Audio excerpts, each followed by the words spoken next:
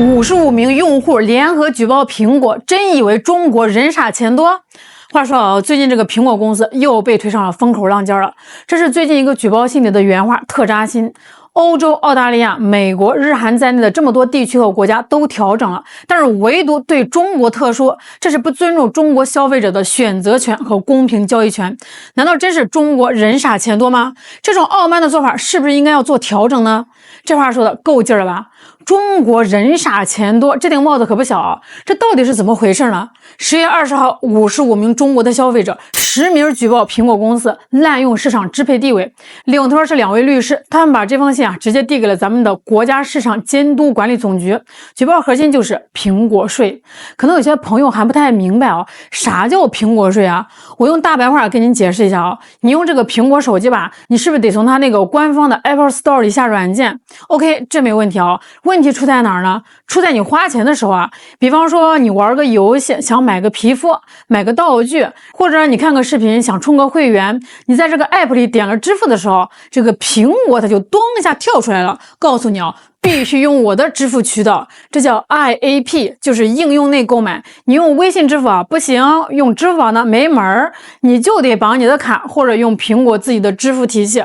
行，那用就用呗，方便也行呗。但是关键是你花了这笔钱，比如100块钱，软件开发者拿不到100块，苹果得先抽走30块，这就是苹果税，雷打不动的30%。哎，你想啊，这开发者辛辛苦苦做了个好东西，苹果就因为提供了个平台，啥也没干，就躺着收了30%，开发者能乐意吗？开发者不乐意，他咋办啊？他只能把这30%的成本转嫁到咱们消费者头上。那本来可能70块的会员，现在非得卖你100块。哎，你说这个税最后是谁交了？还不是这些用苹果手机的人。所以啊，这帮开发者和消费者早就苦苹果税久矣啊。咱们说回这封举报信，这55名消费者就说了，凭什么呀？那这件事儿搁在别的国家，人家都开始松动了，凭什么到咱们中国你就铁板一块呢？咱来看看别人家的孩子是怎么对付苹果的啊。先说说这个欧盟那帮老哥们儿可不好惹呀！早在2020年，那个听歌的软件生田就把这个苹果给告了，说你苹果凭啥收我30%？我想告诉用户，你来我官网上买会员更便宜，还被限制，这不是垄断，这是啥呀？欧盟一听有道理呀，立案调查。那这一查就是4年，到了2024年3月，欧盟一锤子下来，苹果你这就是不公平竞争，罚多少呢？18.4亿欧元，那换成人民币100好几十个亿啊！苹果服不服呢？不服也得服呀！欧盟法律在那儿摆着呢，所以现在在欧洲苹果被迫让步了：一，允许用户从苹果商店以外的地方下 app； 二呢，允许用户使用其他的支付系统；三呢，你抽成也行，但是得降到10%到20%左右。你以为这就完了？没完！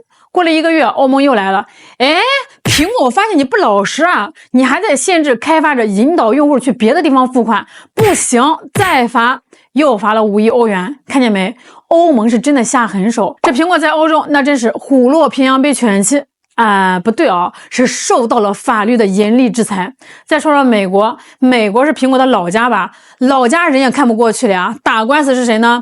就是做堡垒之夜那个。2020年他偷偷在游戏里加了个绕过苹果支付的选项，让这个玩家直接付钱，还打了个折。苹果是啥反应呢？暴怒啊！你敢绕过我，下架！堡垒之夜直接从全球 App Store 消失了。这哥们儿也不是善茬你敢下架，我告你垄断。这场官司是打得天昏地暗。最后呢，2021年美国法官判了，苹果你必须允许开发者在 App 里放外部链接，告诉用户你可以点这个链接去我们官网付钱更便宜。苹果是啥反应？耍滑头呀！他说行啊，我让你放链接，但是呢，你点了链接去外面付钱，我照样要抽27%的佣金。这哥们儿都气笑了法官都判了，你还搁这玩文字游戏呢？你这不还是换汤不换药吗？于是又把苹果给告了。今年4月，法官也怒了再次裁定，苹果你必须放松控制，不准你对外链收钱，也不准你吓唬用户说站外链接支付不安全啊。所以现在在美国，开发者也可以通过外链绕开苹果税了。你再看看别的地儿，日本要求苹果2025年12月前开放第三方支付，澳大利亚法院裁定苹果滥用市场地位，俄罗斯法律规定必须允许第三方支付和应用分发。好家伙，全球都在围剿苹果税，各位重点来了，这欧盟改了，美国改了，日韩澳俄都在改，请问咱中国呢？对不起，咱中国市场目前还是铁桶一个：一必须用 IAP， 二呢必须交最高30%的税，三严禁跳转微信、支付宝。哎，这就奇了怪了哦，全球都在变呀，为啥到了中国这个苹果全球第3大市场，它就岿然不动呢？这就是这一次55名消费者最愤怒的地方啊！举报信里写的是明明白白。国别性歧视，凭什么呀？欧洲人可以用第三方支付，中国人不行；美国人可以点外链省钱，中国人不行。那咋的？咱中国的消费者就只配付最高的钱，用最封闭的系统？这就回到了最开头那句话啊！难道真是中国人傻钱多吗？咱别光喊口号，咱得看数据啊，才叫一个触目惊心。2024财年，苹果在几大市场的营收：美国1692亿美元，欧洲1048亿美元。中国646亿美元，中国排第3没毛病。但是你们再看咱们贡献的苹果税啊，这美国消费者交了148亿美元，中国消费者交了64.4亿美元，欧洲消费者交了48亿美元。看明白没？咱们中国的市场营收明明比欧洲少那么多，但咱交的苹果税居然比欧洲还多。那在欧洲，苹果每赚100块只有4块6是苹果税；在美国，苹果每赚100块有8块8是苹果税。那在咱们中国，苹果每赚100块就有10块是苹果税。那咱们的税负是全球最高的，一边是全球最严的封闭政策，一边是全球最高的相对税负。这不叫歧视，啥叫歧视啊？这不叫傲慢，啥叫傲慢呀？你以为苹果这种傲慢和区别对待是今天才有吗？错，由来已久。咱今天就来扒一扒苹果这些年对中国市场的特殊待遇啊。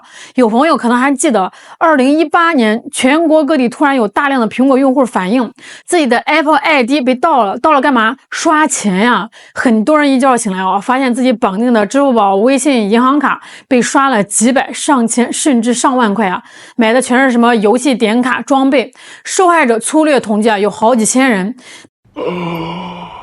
被盗刷了，赶紧找苹果客服呀。结果呢，大部分人得到的回复是无法退款，没有理由，或者是我们表示同情，但没法退。当时就有消费者对表说，这事在海外也发生过，但是海外用户获得赔偿的比例远远高于中国用户，又是区别对待。受害者就气炸了呀，在网上集体维权。苹果最后是咋回应的？他发了个声明，说我们深表歉意，我们强烈建议所有用户开启双重认证。看见没？建议你开双重认证。至于大家最关心的赔钱问题，对不起，只字未提。这不就是甩锅吗？意思是你被盗刷是因为你没有开双重认证，赖我喽。那最后这事闹得太大，中国消费者协会都出面了，中消协发文批评苹果不应推卸责任，淡化自身安全问题。中消协都发话了，苹果才开始陆陆续续的给一部分用户退款。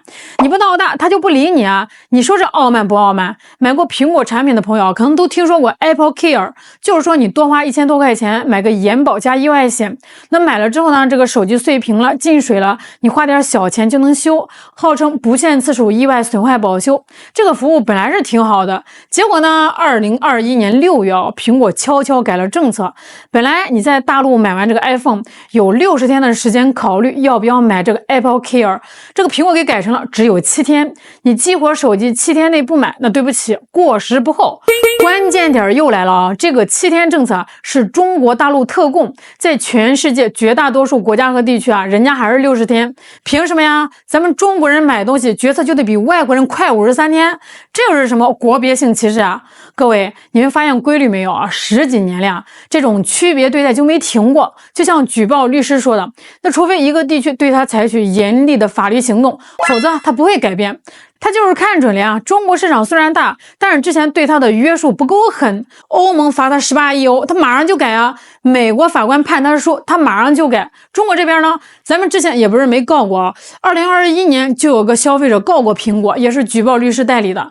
结果呢，2024年5月一审判决，法院承认苹果具有市场支配地位，但是驳回了滥用的诉求。其实说白了，一审咱输了，民事诉讼打着慢，所以王律师他们这次双管齐下，又搞了个行政举报，就是直接捅给国家市场监督管理总局，让国家队出马调查你。这招好使吗？王律师觉得挺有信心，为啥呢？因为咱们的国家队啊是有战绩的，咱国家市场监管总局啊之前干过好几票大的，比如高通公司收购一家公司啊没给咱们申报，咱们市场监管总局发现后，咔立案调查，那高通也承认了。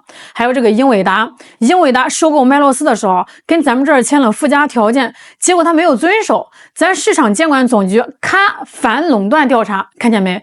甭管你是多大的跨国巨头，高通也好，英伟达也好，在中国的地面上就得守中国的规矩。那你苹果凭啥例外呢？